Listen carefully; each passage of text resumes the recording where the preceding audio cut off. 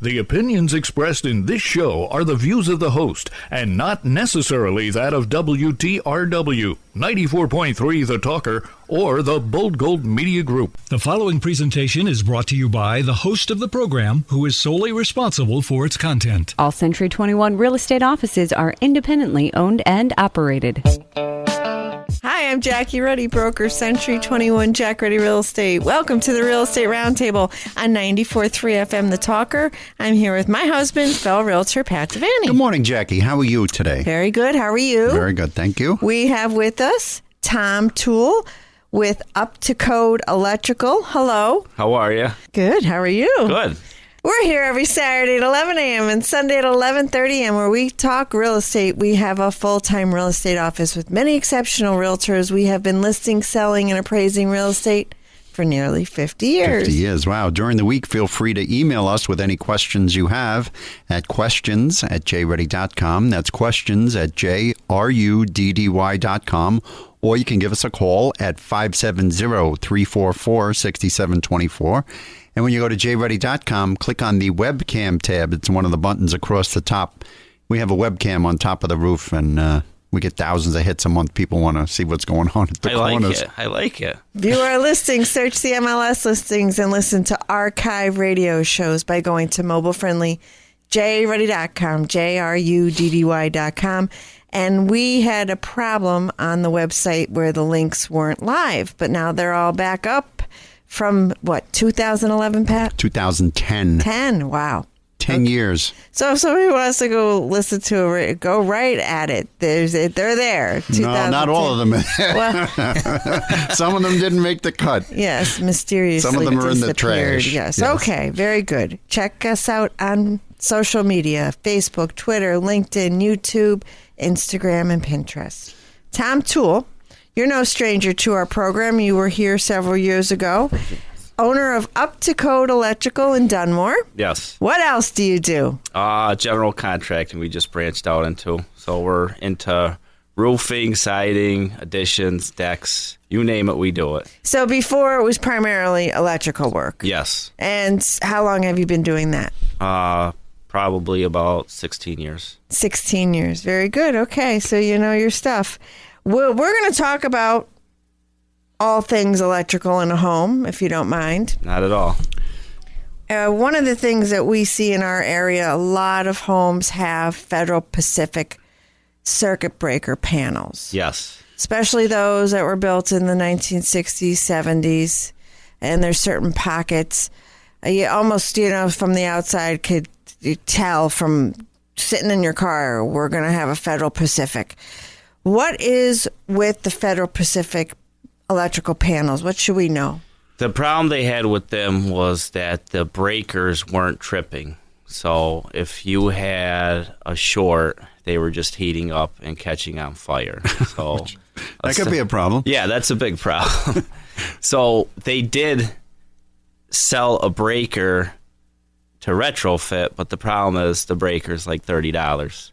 So instead of doing that, you would just change out the panel box. Plus, if the insurance company comes in and sees it, you're done. They don't want anything to do with it. They want it gone. Doesn't matter if you change the breakers out. They just want it gone.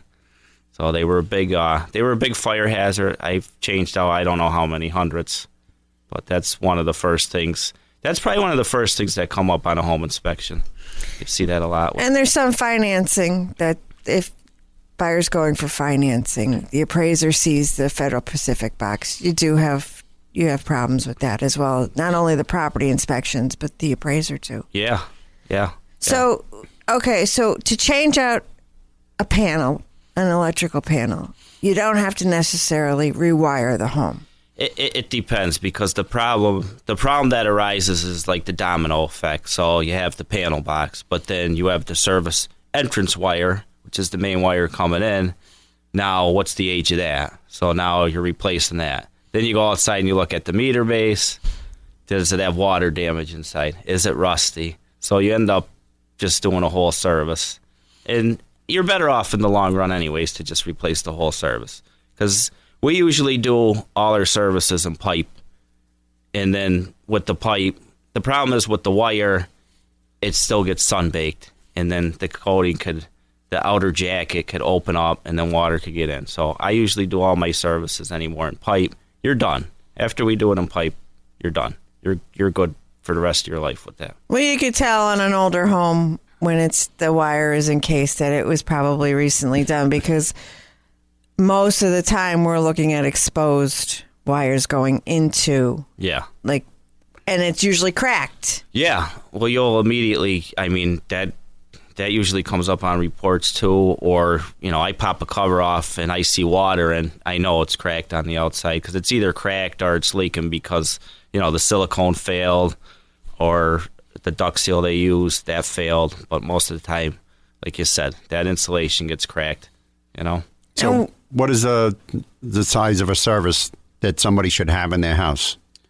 How much power should they have coming in? For today, I would say 200 amps. The 100 amp is kind of, if you had a little one-bedroom apartment, you're putting 100 amp in. But the average household today should have a 200 amp panel box, because you have, a kitchen today, you could do 13 circuits real quick. In a kitchen? Yeah. Yeah, because you have all you got your refrigerator. Everybody's hanging the microwave above the stove now. That's on its own circuit. Refrigerator, dishwasher, garbage disposal, up in the country, garbage compactor. So you're eating up circuits like boom, boom, boom. And before you know it, I'm 10 circuits into here, and I got a 20 circuit 100 amp panel box. Where am I going? So you could go with a 200 amp, and now they approved, they have a 200 amp 60 circuit. Wow. So it's bigger than the old 42. It was in Canada, and they finally approved it here. So now you have 60 circuits to work with, which is nice, especially when you're doing new construction for the size of the houses that people are building today. Yes. Well, I'm all about having enough outlets. Oh, we have outlets everywhere. You should come in my house. Yeah. I did the electrical work 12 years ago, and there's outlets everywhere. There are, and I counted. There's 150. It is. You can never have too many, though. You know that. Well, I say that, and he looks at me like I'm deranged. I'll say that in the kitchen. I could use a couple more outlets in here. Yeah. Tommy, they're every 3 feet, 2 or 3 feet. There's something in the wall, and they're all used. Yeah. And there's some of them have that little extension thing on it, because there's like 3 USBs for the chargers. That's it. You're above code electrical. That's going to be the name of your company. So you're up to code and we're above. You're above code. I like it. Yeah. That's the problem, though. You get into so many electronics. They make outlets now that are USB ports. They're just USB ports, or they're an outlet and a USB port, because everybody's plugging that stuff in anyway. It's a totally different world now. There's so much stuff that we need. Even the kids, like in the rooms and stuff, with the chargers and everything else.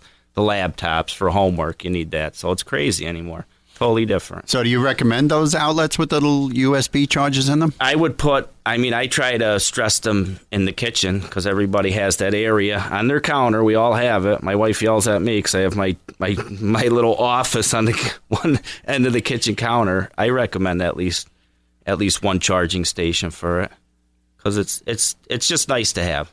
It's convenient, and then you don't have that big plug where you're plugging in and it's like the transformer, the USB thing. You're just using that end and you're putting it right into the outlet. Speaking of those big plugs, are they a fire hazard?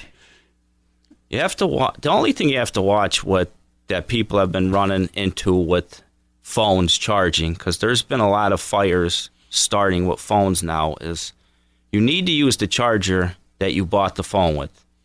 So you go to the gas station and you see they have them. Every gas station has them. And you buy that. Well, you have to check the voltage on it, because it has to line up with your phone. So I suggest, if you buy your phone at Verizon and you lose the charger, you go back to Verizon. Don't go to the gas station, buy the knockoff, because there's a lot of knockoffs, and people are actually having fires from the phones because of that charging. That's what the guy at the Verizon store said to us when she was buying the phone. He says, you have to, because she has an iPhone, he says, you need to have the correct amperage to charge your phone with. He says, otherwise you'll overcharge it. And he says you could fry it and destroy the life of the battery, or you could cause a fire. Yeah. Some of them are like 0.1 amp and some of them are like 0.2. And you don't want to have... But see, what we were talking about was the USB plug into the wall. What's the amperage on those? Well, they have a rate. They're like a multiple rating, so they're good. That's supply house, buy one. Don't go up to The dollar store. Yeah, don't go to the dollar store and buy that outlet. So it's the same concept. They'll give you a rating on that, and you could pretty much match that to your phone. They actually make a new one now where it doesn't even plug in. It's a plate, and it's the outlet and then the plate, and you just slip your phone right there, and it charges. And they give you it gives you a list of what phones are compatible. So if you have an iPhone, you could buy this, and it'll already tell you if it's compatible. So that stuff the supply house could help you with. Just don't go buy anything from the gas station or the dollar store. Or Below Five or one of those stores where you think you're getting a really good deal. But see, I'm suspicious of people that are trying to upsell me. I'm buying this phone and I'm spending how much money? Yeah. And it's every 3 years, right? Mm-hmm. Because It's $1,000. it's at least $1,000 and they want to sell you all the accessories. And so I am hesitant. And he was a really nice guy. He wound up, you actually knew the family. We were in Manhattan. We're in Manhattan. I went to high school with his father. I lost my phone in a taxi cab. I asked the And- kid's name. He says, my name is Dalton. And I says, oh, was your father so-and-so? He goes, yeah. I goes, how old is he? He goes, yeah. I was like, oh, my God. That's great. It was, That's great. It was in my I have homeroom. millions of people, right? What are Yeah. the chances? But anyway, getting back to my very nice young man, but I was still suspicious and hesitant to believe him because he wants me to buy his $50 charger as opposed to a $5 charger, right? So, but nice to hear from you that you could have problems. Yeah. You definitely got to go back to the dealership where you bought it to be safe. Got to get the correct one. You have to have the correct charger. Yeah, absolutely. With us today is Tom Toole, owner of Up to Code Electrical. How does someone get in touch with you, Tom? They can reach me by cell 570-840-9953. Now, there's a lot of homes still in our area, older homes that have fuse boxes. Yes. Right? Yes. And Not adequate, correct? Probably have 60 amps coming into the building. here's the problem with fuse boxes. It's not a bad thing, but people abuse them. So here's what Tell us something so we here's don't what, know. Yeah, right? well, here's what happens. So you have a fuse box, and the fuse goes. Yeah. And it's a 15 amp fuse because it's 14 gauge wire, and that's supposed to run on 15 amps. So what do? Put a 20 amp. They throw the 20 amp in. So then the 20 amp goes. So now they put the 30 amp in. And then they do the old trick where they put the copper penny in and then put the fuse in. And that's what happens. That wire can't sustain that amp. You know, if you're drawing all this power and you just keep upping the fuse, now your wire becomes like a fuse. toaster. And It's like a toaster yeah, it's in the just wall. going to blow eventually. And that's what happens with them. Because I actually run into this a lot. So we get an older house. We have to upgrade the service. We take the fuse box out. We put the panel box in. My first call. The breaker keeps on tripping. Okay, well, the breaker's doing its job now, and you can't up it. You have to explain to the people that are living there. I get a lot with rentals that they can't plug all this stuff in now because we're not running on the fuses anymore where you could just keep upping it. Now we're on breakers. The breakers are doing their job. They're saving your house from burning down. The next step is you need to rewire.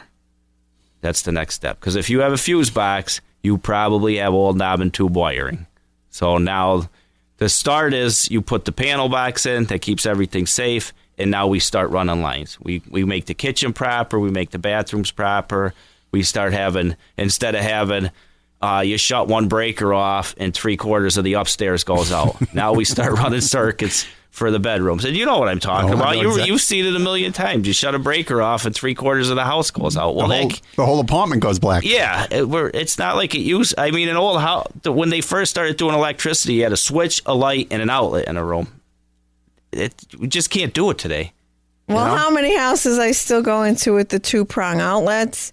And how many houses do I go into and it's a brand new panel box, it's circuit breakers, but there's knob and tube wiring? That's a big problem, too. And what I could suggest to people, when you're going to buy a house and you go down to the panel box and you see new wire coming in, just trace it. Just walk down the basement and make sure it's not going into a junction box to old wire, because it happens all the time. And I always get the same story. Well, it was new at the panel box. Yeah, but did you trace the wire? And then I go down the basement and show them, and I'm like the bearer of bad news. It's the same. I tell people to check two things. Go down the basement, trace that wire, and then please pop your head up in the attic, because that's another thing. They'll take the new wire, run it up, and then junction it with the old knob and tube. I had a kid. They told him it was new wiring, and I went over and looked at the house for him, and he was ready to cry when I lifted. There was a piece of plywood there. I lifted it. It was all junctions of new Romex to knob and tube, and we ended up rewiring the house. And I forget how many rooms it was, but it was thousands of dollars. Sure. So, and that wasn't. You saw the new wiring. He probably didn't get a home inspection and just took the guy's word for it. So just try to check it yourself if you're gonna, waive the home inspection. Just do that simple thing. Go up in the attic, pop your head, and trace the wire down in the basement. Well, a lot of times we see updated wiring on our listing information, but some of it might be updated, but it doesn't mean all of it's updated, especially if it's in a ceiling. Yeah. Either how could you tell if a house is totally updated? You can't. You can't, because a lot of people do, just like you said, they don't touch the wire that goes from the switch to the light. So they do the outlets because you can reach them from the basement, and then they don't do that because they would have to cut the wall open if they can't get access to it. Or if it's double boarded. Oh, if it's double boarded, forget it. Forget about it, right? So you just have to check. You can check on simple things without having a screwdriver. All you need is a flashlight. True. And do a little walk. And I mean, see, you know what you're looking for, and you know what you're looking at. Your average person has no clue. No, and they could ask for documentation too, though. Like if the guy's saying that it was upgraded with the wiring, well, did you do it or because if the homeowner did it, nothing against them, but as far as I'm concerned, I want to see documentation from an electrical company that they did the work. Because if the homeowner did it, it could be just as dangerous as the knob and tube if they didn't do it right. Doesn't matter if it's the Very true, Tom. Very true. Tom Toole, owner of Up to Code Electrical. Once again, your contact info?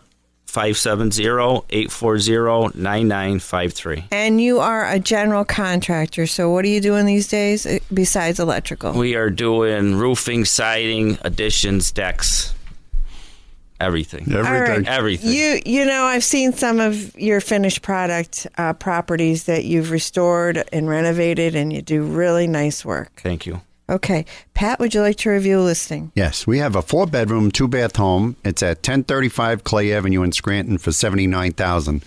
This hill section home, it's got a lot of potential. It has a huge living room, updated kitchen, a walk-up attic. It has an updated gas furnace with 3 zones, a large yard. It's got off-street parking. It's got a very nice covered front porch. It's currently being used as a rental, and it would be perfect for the investor. That's a 4-bedroom, 2-bath home at 1035 Clay Avenue in Scranton for $79,000, and that's listed by Megan Pozamato of our office. Thank you, Pat. We've been conducting a community outreach call to action during January, February, and March. We're collecting non-perishable food items along with some basic hygiene products such as deodorant, soaps, shampoo, toothpaste. We're also accepting gloves, hats, and socks. We will deliver these items to shelters and those in need in our area. And if you want to participate, just stop by our office, drop something off at 111 West Drinker Street in Dunmore, and you will be enrolled and you will have a chance to enter our drawing on March 31st, and one lucky person will win a $50 Sibio's gift certificate.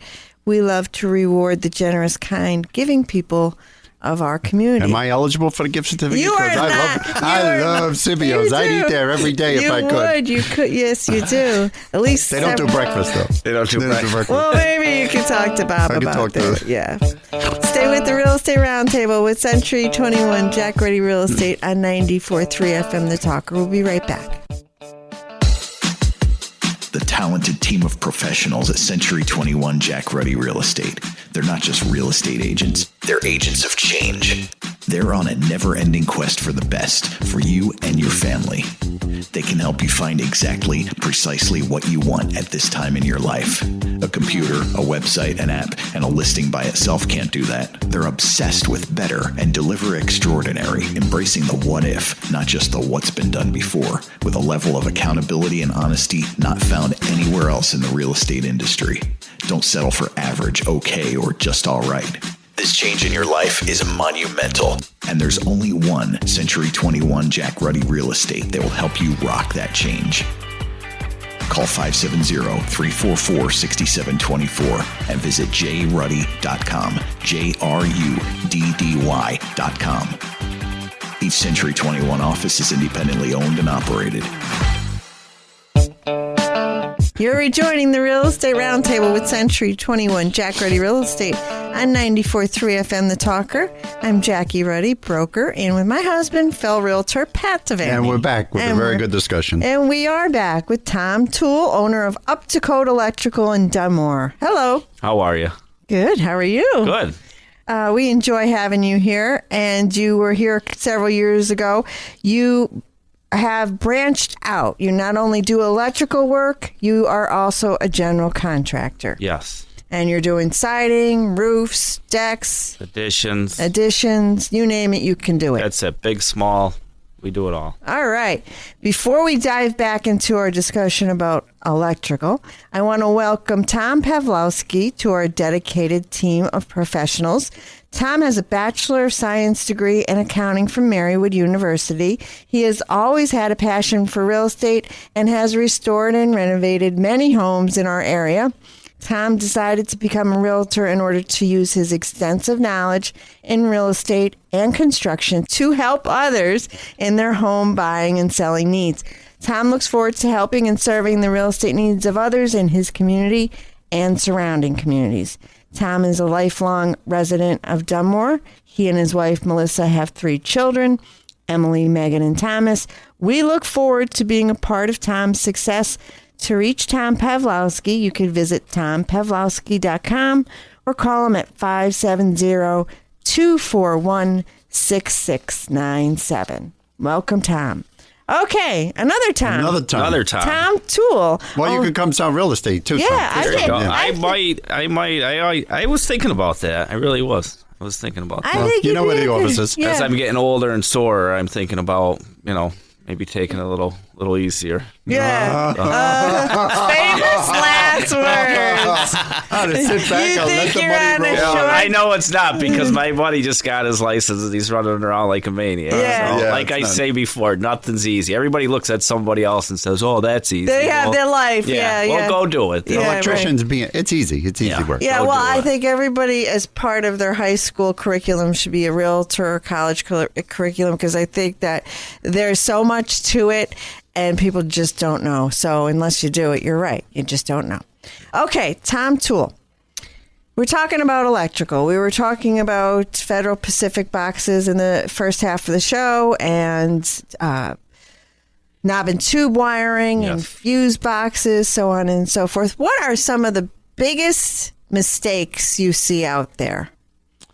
You spend probably 80% of your time correcting others' mistakes. Would I say, is that correct? Or maybe it's higher. Yes, I do, and it's a lot of silly stuff, but that could lead to fires. You see a junction box, they don't have the grounds connected. You have to have your grounding. Everybody thinks like grounding is. I don't need to have the grounds connected. It's not a big deal. That's the most important thing. That's going to make that's going to protect your equipment. That's going to make your breaker trip. So there's a lot of that. A lot of over-fusing. We talked about the fuses, where they're putting too big of fuses in. Double tapped. Double tap breakers is a big thing. The homeowner can't really check for that because they need a screwdriver and to pop the cover off, and I really don't suggest that unless you're qualified. But what you could do is maybe have a friend that's an electrician or a contractor go with you, check for the double tap, because if you have too much double tap, now you have your 100 amp panel, you're going to have to upgrade to 200 amp, so that should come off the cost, or you should get an estimate for the next step. What do you mean by double tap? So they'll take 2 wires and put it under 1 breaker. So that's a double tap breaker. So the only way to correct that, if the panel box is rated for a tandem breaker or piggyback breaker, they call it, it's 1 breaker that has 2 circuits. But your panel box has to be rated for that, and you could check that on your cover. Most likely, if it's an older one, you can't do that. So now you're getting into a new electrical service where you're going to be over $1,000, and you know, I mean, when you're trying to buy the house, that's a big expense to you, you know? And I mean, the other stuff too is one of the biggest things I see that's dangerous, the extension cords. Oh, That's bad because you buy the dollar store extension cord. and I've seen them there. Yeah, it's 18 or 16 gauge wire, and then it's plugged into another one, and then you're running your air conditioner. What do you think's going to happen? I think you're going to burn the house out. Yeah, you're going to light that cord right up. How about putting the cord underneath the carpet? Have you ever seen that? Yes, I've seen that. That's a big no-no too. Or stapled. Stapled that they use it as a permanent in the garage. They'll take the extension cord and they'll staple it. Yeah, that's You can't do that? No. None of that. There'll be none of that. I've seen the lamp cord stapled around the old baseboard, especially on the older house. You'll see the old tack there with the old wire, and it's high voltage. You're thinking it's low voltage doorbell or something, and it's a high voltage line running around the room.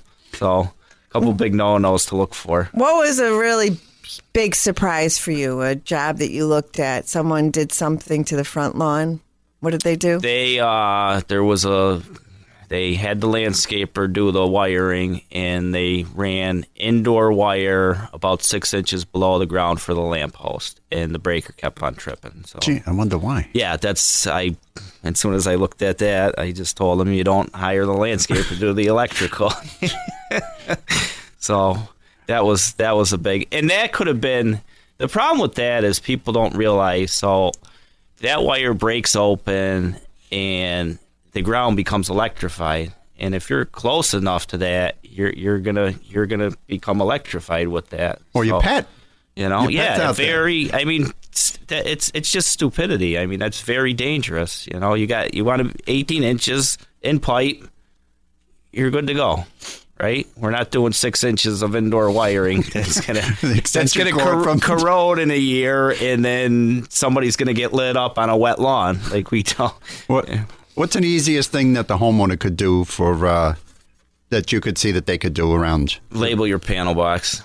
How many houses do you go into where the panel box is not labeled? It kind of feels like every one that I go into, unless it's new construction. It's every old house I go into. And then you have to be the super sleuth here and figure everything out. Well, when we do, we'll do a panel box change out, and then we used to radio, but not, with the cell phones now, you're calling your helper, and then you're going through all the rooms and you're labeling everything. So that's one thing that you try to do when you're changing the panel box out, is relabel everything. A homeowner could do it by himself, plug a radio in, crank it up, see when it shuts off. But you got to do every outlet, because you know how the older homes are. You have 2 outlets on with bedroom 2, right, and then you have 2 more outlets on with bedroom 3. So you got to start labeling north, south, east, west. So it gets a little tricky. But if you can get the majority of the panel box labeled, and then sometimes I just tell people, if you're trying to change an outlet out yourself, just shut the main down. Just shut all the breakers down and shut the main down, and that's the safest way. And you're guaranteed not to get shocked. But Tom Toole, owner of Up to Code Electrical. Would you come back next week, please? We'll have more discussion. yes. You love it here. I do like it here. All right. And your contact information. 570-840-9953. Thank you, Tom. Pat? Yes, we have a 5-bedroom, 2-bath home at 725 Ridge Road in Blakely for only $149,000. This home sits on a large 115 by 158 lot. It has very low taxes of less than $1,700 a year. This home has new flooring, new paint, new appliances. It's move-in condition. It has a first-floor laundry and a first-floor bedroom. There's also plenty of parking with a large paved driveway, and there's room for a garage or a pool or whatever you want. That's a 5-bedroom, 2-bath, move-in condition home at 725 Ridge Road in Blakely for $149,000, and that's listed by Sam Shelter of our office. We're out of time. Thanks for tuning into the Real Estate Roundtable with Century 21 Jack Ready Real Estate. Remember to tune in next Saturday at 11 a.m. and Sunday at 11:30 a.m. to listen to more of the Real Estate Roundtable with Century 21 Jack Ready Real Estate on 94.3 The Talker.